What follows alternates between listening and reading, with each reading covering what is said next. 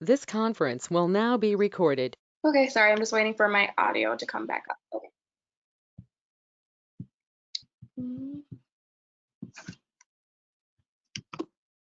Right.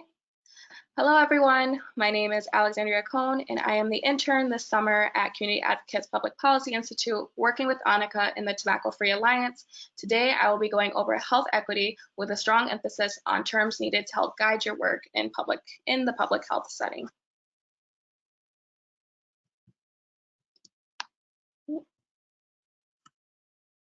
So a quick overview of what I'm going to go through today. So I'm going to go through the Camara Jones garden analogy, key and useful terms in the workforce and public health, white privilege, white supremacy, zip codes in relation to health, why is health equity needed, the WPHA declaring racism as a public health crisis, and also opportunities for ongoing learning.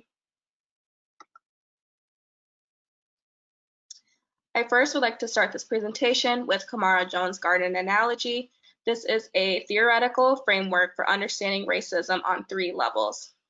Within this paper, she emphasizes that race is not only a rough proxy for socioeconomic status, culture, and genes, but it does precisely capture social classification, especially in race-conscious society we live in, especially in the United States.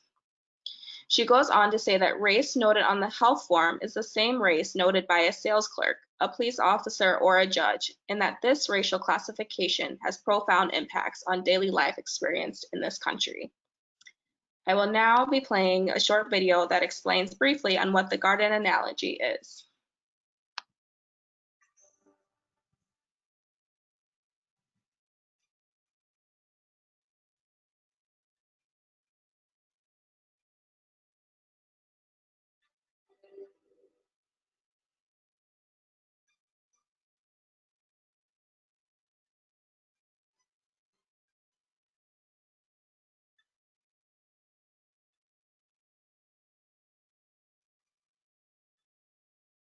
Story is about a gardener who has 2 flower boxes, one which she knows to have rich, fertile soil, and one which she knows to have poor, rocky soil. And she has seed for the same kind of flowers, except some of the seed is going to produce pink blossoms and some is going to produce red blossoms. And the gardener pink. So what does she do? She takes the red seed and she puts it in the rich, fertile soil. And she takes the pink seed and she puts it in the poor, rocky soil. And 3 weeks later, she comes and she's looking at her flower boxes, and what she notices is that every single one of the red seeds has sprouted. And some of the seed is tall, some of the red flowers are tall and strong and flourishing. The weak seed in the red at least has sprouted and made it to a middling height.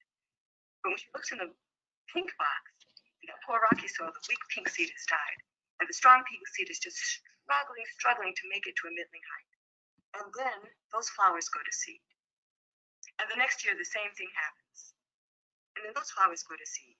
And year after year, the same thing happens. Until finally, 10 years later, the gardener's looking at her flower boxes and she says, you know, I was right to prefer red over pink. Now we'll interrupt that to say that this first part of the story is how institutionalized racism works. You had the initial historical insult of the separation of the seed into the 2 types of soil. You had the flower boxes, the contemporary structural factors, keeping the soil separate. And then through inaction in the face of need, perpetuation of that difference.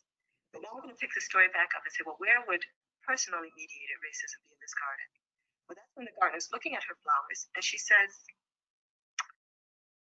those pink flowers are so scraggly and scrawny, and she plucks those blossoms off before they can even go to seed. Or she might notice that a pink seed has blown into the rich, fertile soil and she plucks it out before it can establish itself. Where would internalized racism be in this garden? Well, you have the pink flowers in their box trying to make it looking over at red, which is all flourishing and flaunted. And here come the bees. The bees are minding their own business. They're just collecting nectar, but they're pollinating at the same time. So here come the bees to the pink flowers. And it comes over to this one pink flower, and the pink flower says, get away from me, bees. Don't bring me any of that pink pollen. I prefer the red.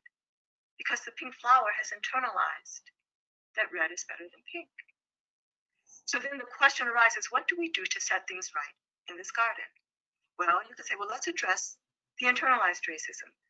So we're going to go over to the pink flowers and we're going to say, Pink is beautiful, power to the pink, which might make the pink flowers feel better, but that in and of itself is not going to change the conditions in which they live.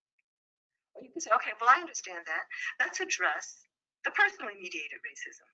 So let's go talk to the gardener, or better yet, let's have a workplace multicultural workshop for the gardener, which is all good. But we're going to say, dear gardener, would you please stop plucking those pink blossoms?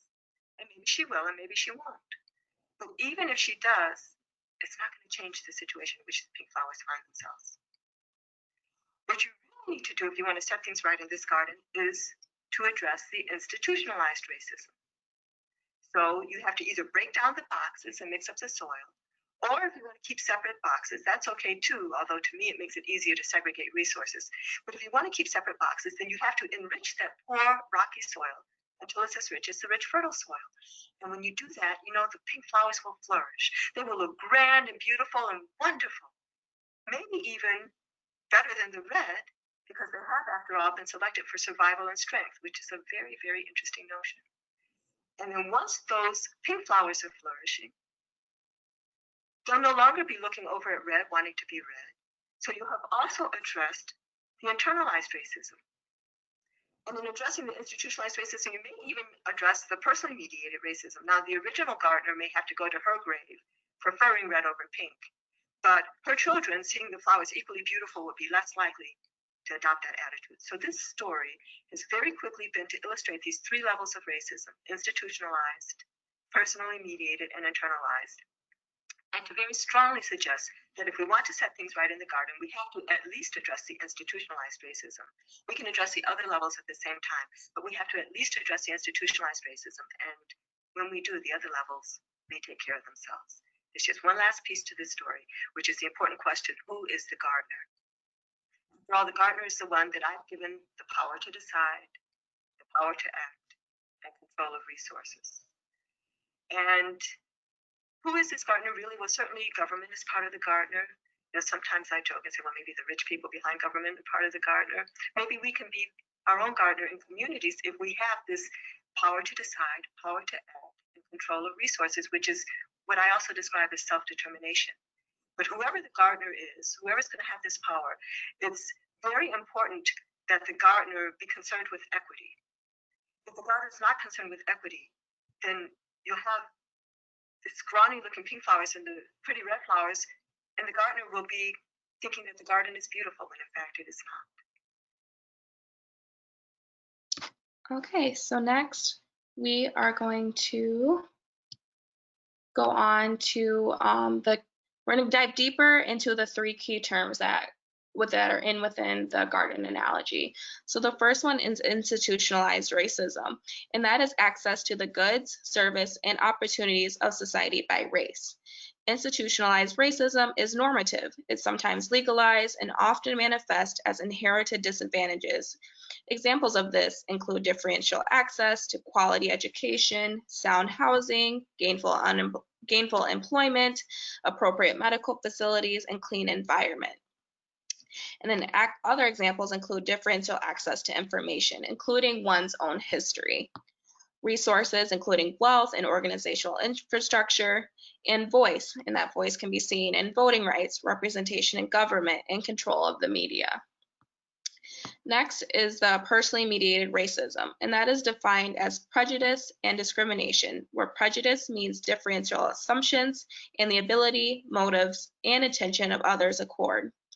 It manifests as lack of respect, so either poor or no service, failure to communicate options, suspicion, as in shoplifting, everyday avoidance, including street crossing. Once a Black man comes one way, you go the other way, purse clutching, and standing when there are empty seats on the public transit. And the last term was the internalized racism. And internalized racism is defined as the acceptance by members of the stigmatized races and where they have negative messages about their own abilities and worth. It is characterized by their not believing in others who look like them and not believing in themselves. It manifests as an embracing of whiteness, the use of hair straighteners and bleaching creams, stratification by skin tone within communities of color, and that the white man's ice is always going to be colder syndrome. Self-devaluation, so racial slurs as nickname, rejection of ancestral culture and resignation, helplessness and hopelessness, such as dropping out of school, failing to vote, and engaging in risky health practices. So those were the three terms within the garden analogy.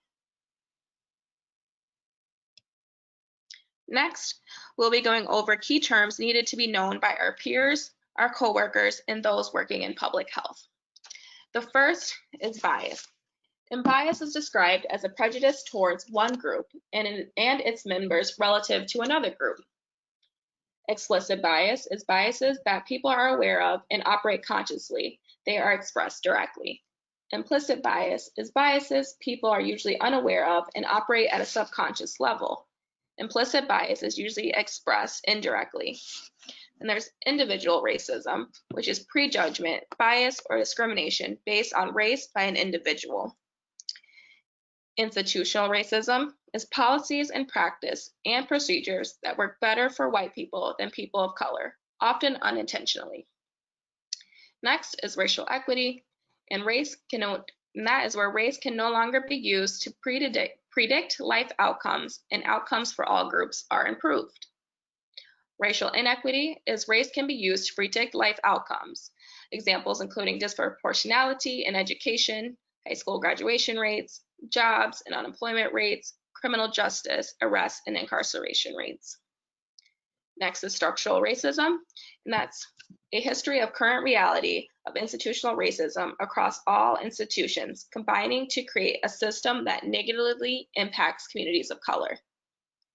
And there's workforce equity, which is the workforce of a jurisdiction reflects the diversity of its residents, including across the functions and departments, and depth of hierarchy of government. Then the next one is health equity. And health equity is achieved when every person can attain his or full health potential, and no one is disadvantaged from achieving this potential because of the social position or other socially determined circumstances. Health inequities are reflected in differences in length of life, quality of life, rates of disease, disability and death, severity of disease, and access to treatment. Then social determinants of health are economic and social conditions that influence individual and group differences in health status. These influences can be the neighborhood and the environment you live in, as well as the health care and education that you have. Next is intersectionality, and this term was brought forth by Kimberly Crenshaw, and this is the framework for conceptualizing a person, group of people, or social problem as affected by a number of discrimination and disadvantages. It considers people's overlapping identities and experiences in order to understand the complexity of prejudices that they face.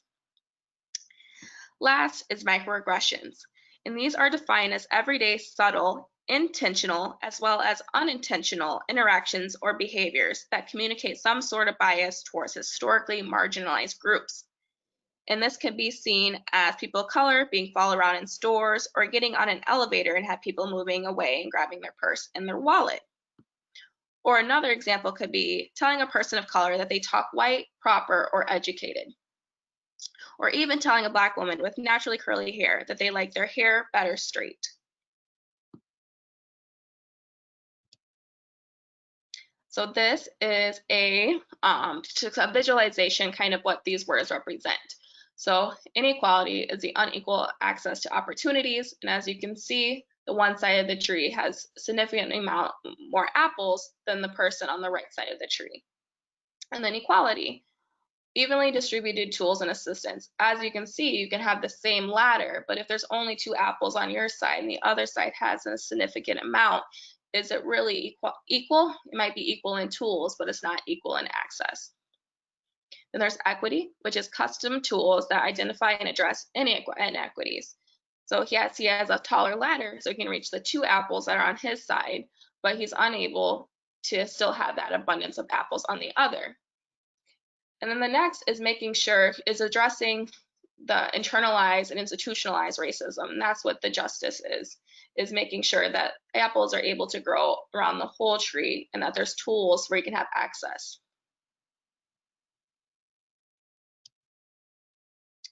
So next we're going to watch a video on white privilege, and then we'll go deeper into what white privilege represents.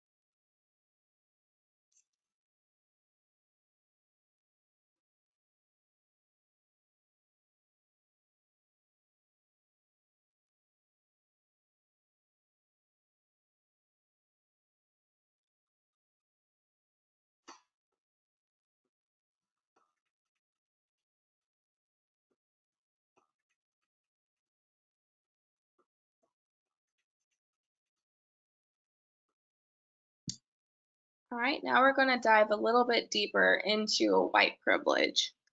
So Peggy McClintosh, Unpacking the Invisible Knapsack, is an essay identifying the daily effects of privilege in her life living as a white person in the United States. And some of these identifications that she lists is, I can be pretty sure of having my voice heard in a room in which I am the only member of my race. I can swear or dress in secondhand clothes and not answer letters without having people attribute these choices to bad morals, the poverty, or the illiteracy of my race. Or it can be seen as, I can take a job with an affirmative action employer without having my coworkers on the job suspect that I got it because of my race. And then next, what's important to know is that white privilege is not class privilege, meaning that the word privilege is often associated with upper classes, people who went to private schools, those who got cars for their sweet 16th, generally people who never had to worry about money, food, or housing security. Many white people who come from low socioeconomic backgrounds push back on that concept of white privilege.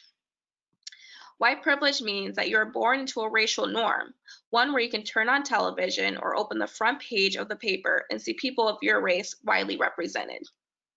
Your job's advisory board looks like you, that there are readily flesh-colored items for you to purchase, such as Band-Aids, stockings, even ballerina slippers, who usually come in more of the peachy, white, flesh-toned. Being born white means that you are born into a system that validates and reaffirms that you are socially included. I also think it's important to note that having white privilege does not automatically mean that you are racist or conflict with your own acceptance of diversity. Lastly, acknowledging white privilege isn't enough. Many people feel like their work is done simply by acknowledging it. And as we know, you personally acknowledging it isn't going to dismantle redlining or free thousands of wrongfully convicted Black men.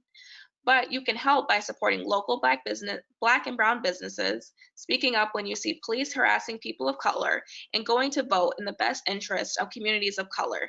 And lastly, by never staying silent when you see acts of racism, even if that means at the dinner table during Thanksgiving.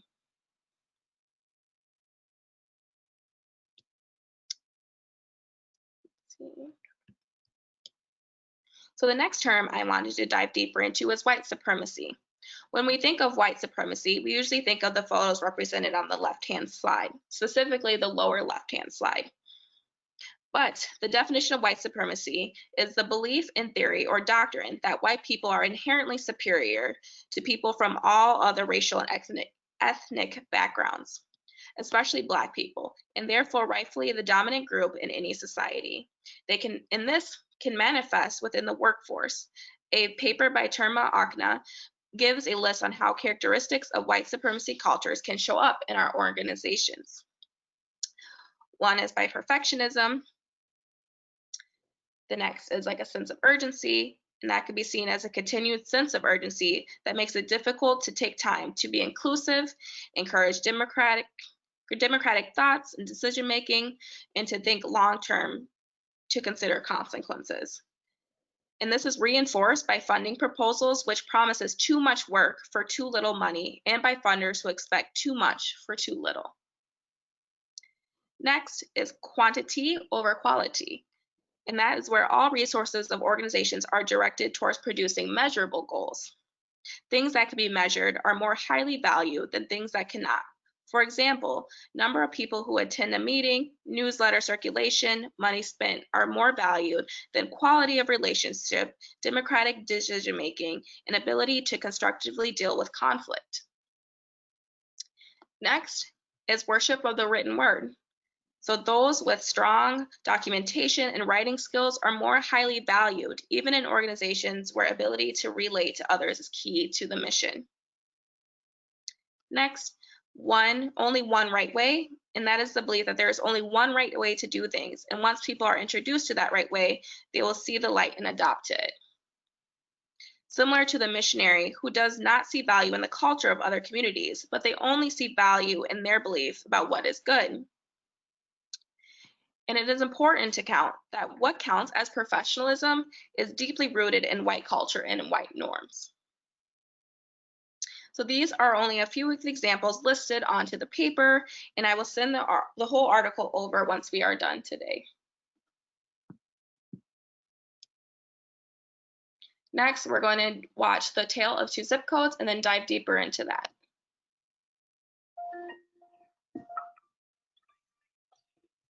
Determines how long we'll live. Is it what we do? Is it who we are?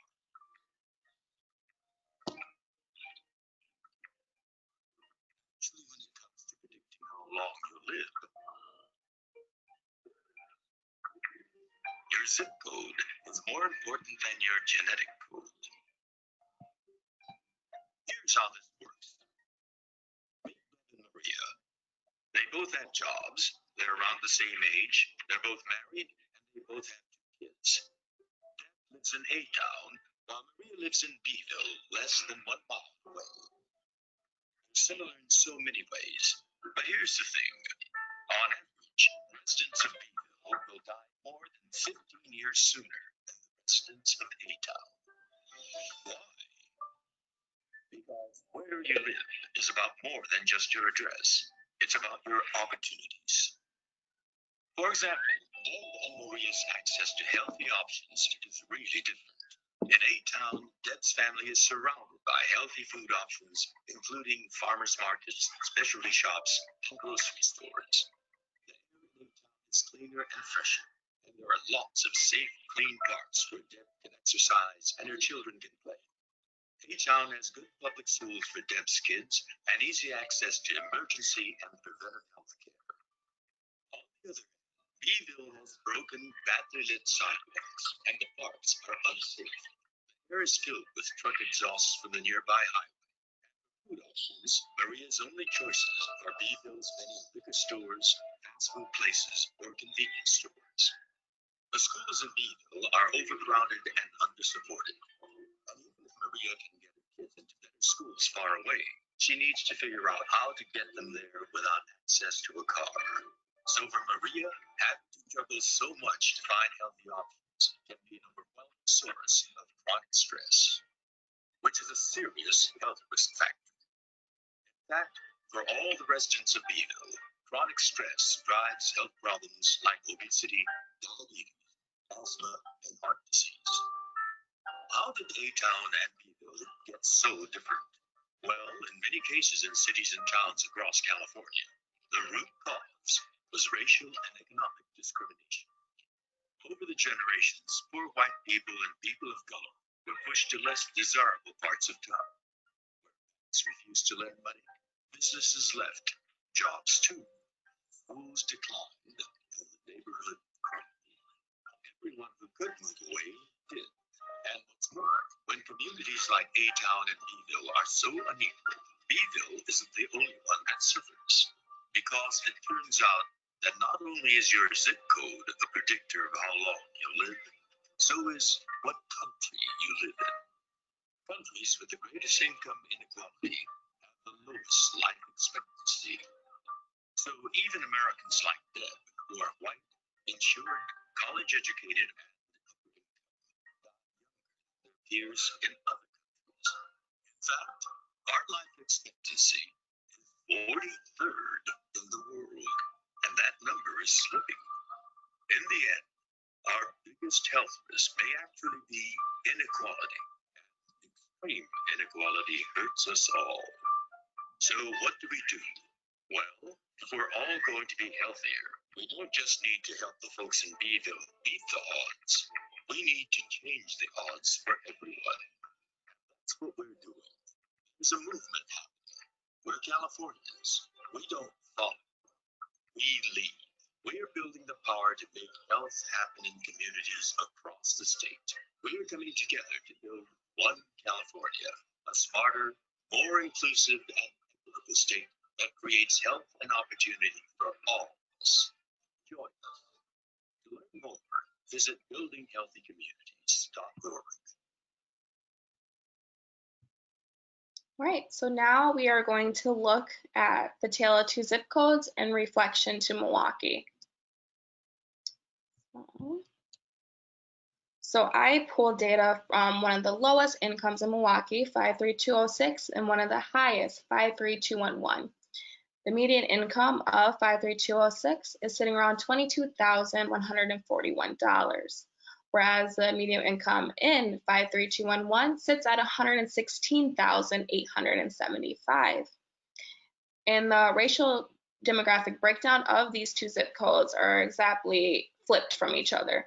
So in 53206, we're looking at 95.1% Black and 1.6% white, whereas in 53211, we're looking at 95.4% white and 0.7% Black. And just like the video described, the life expectancy is also significantly different within these two zip codes.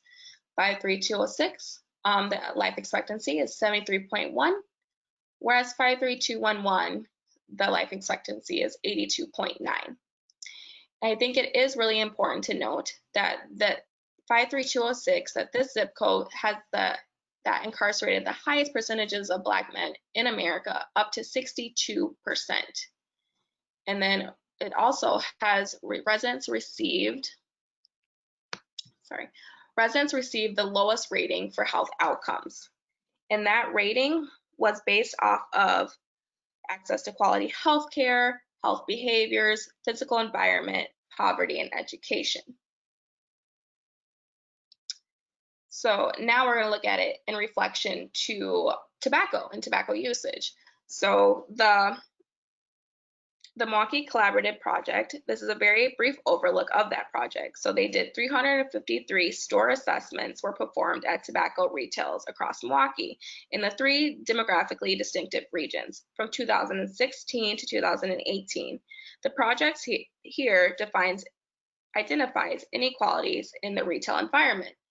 So you see cluster A does have our 53206 that was discussed earlier, and cluster C has that 53211. And then retailers per 100,000 people.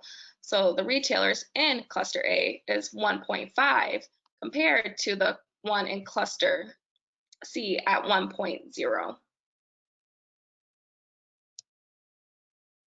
And then percent of retailers surveyed in the outdoor menthol advertising. So that was again 50% in cluster A and then 27% in cluster C. And I'm differentiating the two because the cluster A again is 53206 and the cluster C is 53211. So then percent of retailers surveyed the display of e-cigarettes. 21% in cluster A was near candy, compared to 9% within 3 feet of the grounds. And then cluster C again has significantly decreased percentage of the displayed e-cigarettes. And lastly, we're looking at cheapest price per pack. So in cluster A, cigarettes are about $6.18. Newports are about $7.60. And then cluster B, $6.06, $7.60. And then cluster C does have the highest pricing for cigarettes. And the percentage of retailers surveyed that had menthol pricing promotions, higher pricing promotions in cluster A, and then higher percentage of retail surveyed that sold cigarettes for less than $1 was also 86% in cluster A. So why is health equity and justice needed? It's needed because people are dying because of the injustice. Like, this injustice isn't just happening and people are still surviving. This ultimately is resulting in death. So in reflection to COVID-19, Black Milwaukee residents make up about 43% of the people who've tested positive for COVID-19, and 62% of those people who tested have died. But Black Milwaukee residents only make up about 26% of the county's population. And then another health injustice that's happening in the state of Wisconsin is the maternal mortality rate for Black mothers in Wisconsin is 5 times higher than white mothers.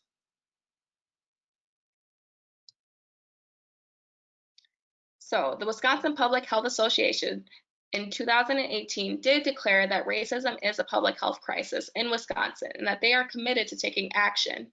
And this is because racism and discrimination is a social determinant of health and correlated with poor health outcomes. And a couple other people have signed on to this call that racism is a public health crisis. Madison Metropolitan School District, Milwaukee County, UW Health, Wood County WIC, Kenosha County Division of Health, City of Appleton, and City of Madison.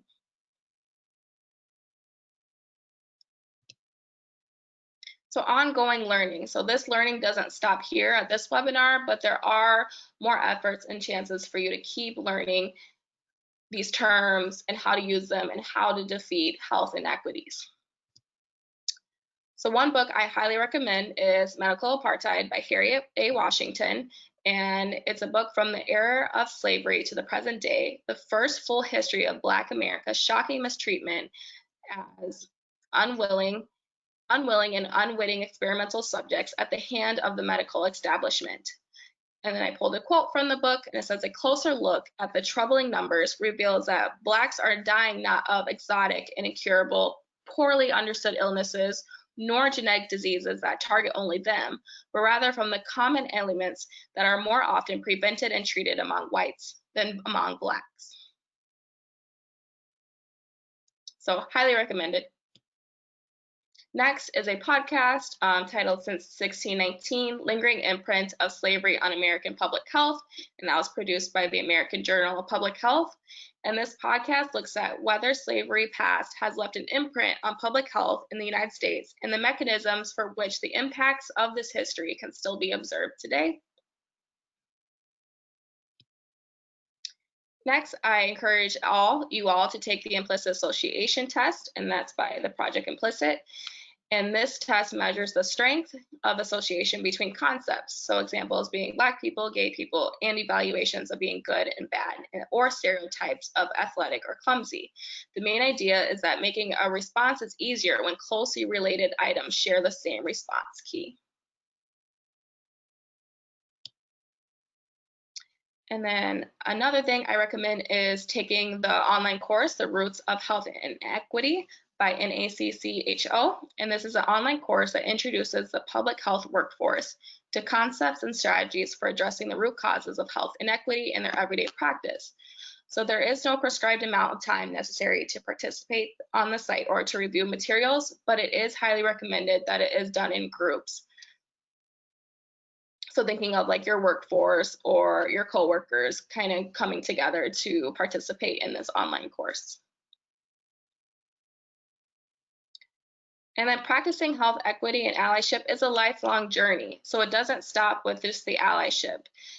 So what does that look like? It looks like acting in solidarity with Black communities and demands, transforming for Black liberation, healing from white supremacy, repairing from the harms of anti-Blackness, and following intersectional Black women, especially Black trans women. Are women in need that have the same solidarity as you would support other Black women. Lastly, of all the forms of inequality, injustice in healthcare is the most shocking and humane. And then I'm ready for questions, as well as here's a list of resources if you, again, want to continue your learning path on this. And I'm done.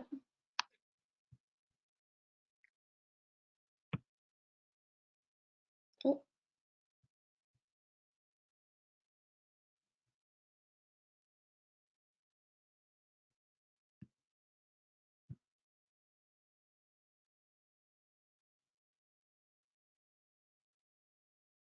That was great. Thank you. I was like, is anybody still there? Yeah, I thought it was really good, and I really liked, I don't know if anyone else could hear the sound on the second video, the one with the individuals running on the track. Because I couldn't hear any sound, and I didn't know if there was any sound. I didn't hear any sound either. It was just a song, so luckily, like, there was no words or anything. It was just a song. Okay. I really loved that video though. That one to me was really great, and I actually felt myself getting a little bit frustrated with what was happening, and then in the very end, I got super mad because I think as somebody that has held different leadership positions, one of the things that always frustrates me the most, aside from everything that that video shared, was the good old boys club, because it's something that happens so much, and it's like so hard to not like kind of get around it as a leader. And you'll just hear little things like, oh yeah, this person and this person and this person get together, but it's kind of like a good old boys club, so I don't know if you'll be able to like get yourself into that. And and then I get really frustrated. So I mean, it's just, there were so many things, and to me too, with the Good Old Boys Club, sometimes it's not even just like white males who do that. You'll get other males who do that, and then that's just like the separation between males and females that happens. And so to me, that was like, when I saw that in the end of the video, I'm like, I feel as though women deal with so much more.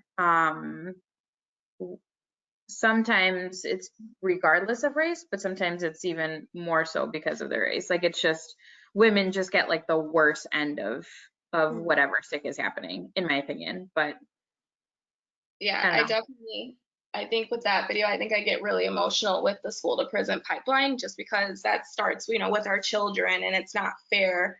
Like, I grew up in a high school with police officers, and I've seen them tase people and handcuff people, and it's just a setup to failure, and it just makes me really sad.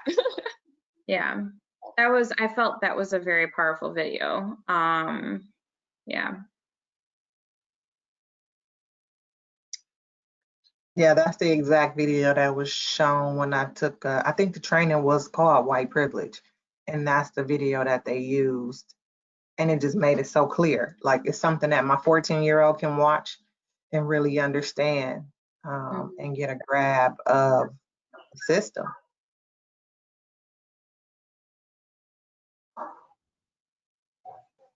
There was, I noticed in, I think it was when the video was, are we still recording? So should we talk about our thoughts, or, you know, how do you want to go about this?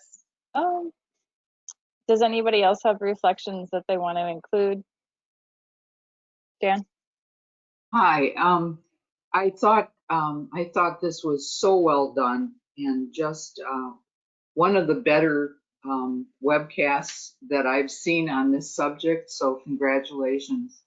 There was one time that I think there may have been a misstatement of what was on the slide, and that was the COVID slide. You said that 43% of people who were tested positive were Black. And then you said 62% of those tested died. I think you meant 62% of people who died were Black. That's what I meant. Yeah, it was definitely misspoke there. So when you show this, you might get some pushback about that, but the slide was clear. So. Okay. Thank you. I'll put that when we email it out. I'll make sure that, you know, that's a disclaimer that it was just I misspoke there. Yeah, great.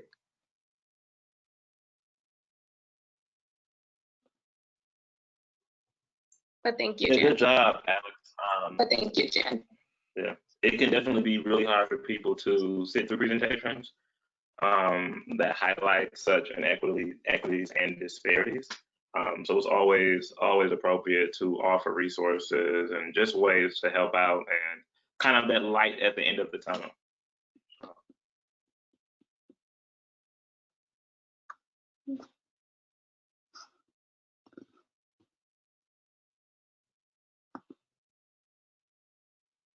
Any last comments before we shut off the recording? Just thank you for putting it together, Alex. It was well done. Right. Agreed. Thank you. Thank you.